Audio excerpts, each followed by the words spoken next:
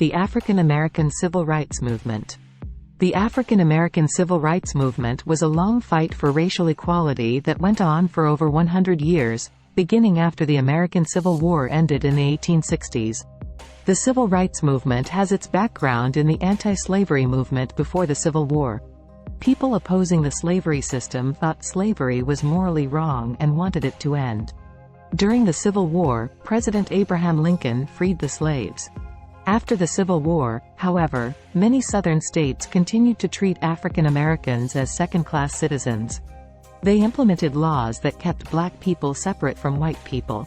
For example, public facilities such as restaurants, restrooms, and buses had separate spaces for white people and for black people. The Civil Rights Movement gained momentum in the 1950s. Leaders such as Dr. Martin Luther King Jr. and Rosa Parks paved the way for nonviolent protests that led to changes in the law. In 1955, Rosa Parks, an African-American woman living in Montgomery, Alabama, was arrested for refusing to give up her seat on a bus to a white passenger. This sparked the Montgomery bus boycott to protest the racial segregation, which lasted for more than a year and brought Dr. Martin Luther King Jr. to the forefront of the movement. King led a number of nonviolent protests, including the famous March on Washington, in 1963, a landmark in the African American Civil Rights Movement. In 1964, the Civil Rights Act was signed into law by President Lyndon Johnson.